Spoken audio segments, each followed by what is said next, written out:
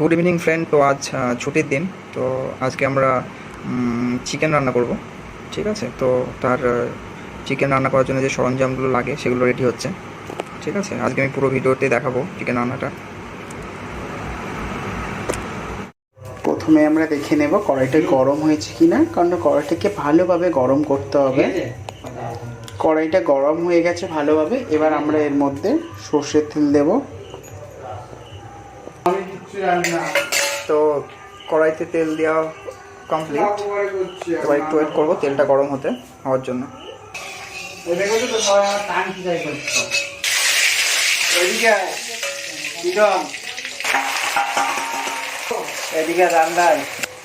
তো আমরা অপেক্ষা করছি পেঁয়াজটা যাতে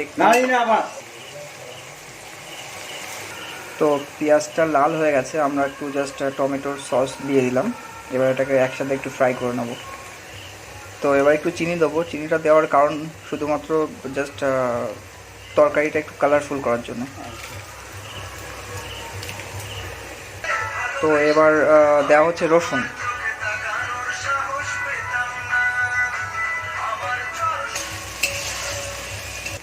আচ্ছা, এবার দেওয়া হলো আদা। তো আদা রসুন টোটালটাই ভালো করে ফ্রাই করে নিতে হবে। তো জাস্ট 20 সেকেন্ড আদা রসুনটাকে ভালো করে মিক্স করার পরে একটু হলুদ দিয়ে দেবো পরিমাণ মতো, একটু কাশ্মীরি লঙ্কার গুঁড়ো,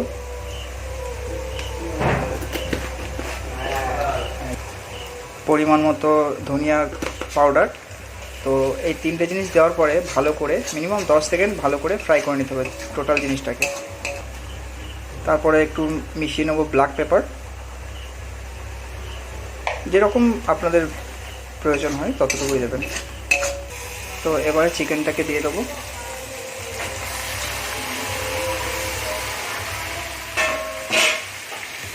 চিকেনটা দেওয়ার পরে মশলাটাকে টোটাল ভালো করে চিকেনের সাথে মিক্স করে নিতে হবে। এবার দিচ্ছি পরিমাণ মতো লবণ,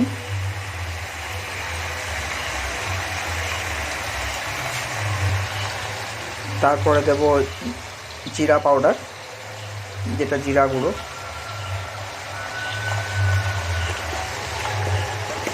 টোটালটাকে ভালো করে মিক্স করে নেব। খুব ভালো করে মিক্স করতে হবে যাতে মশলাটা প্রত্যেকটা মাংসতে খুব ভালো করে যায়।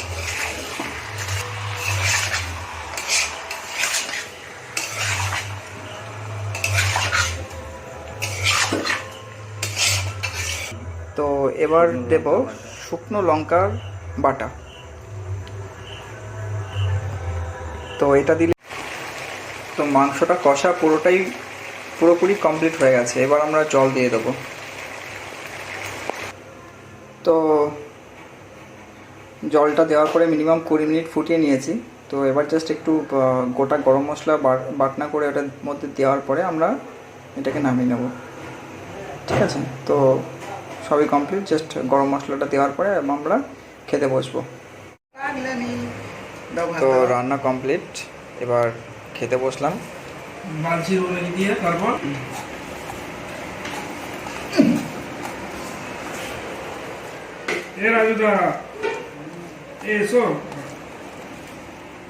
তো বন্ধুরা, যদি ভিডিওটা ভালো লেগে থাকে তো প্লিজ লাইক করবে আর চ্যানেলটাকে প্লিজ সাবস্ক্রাইব করবে। তো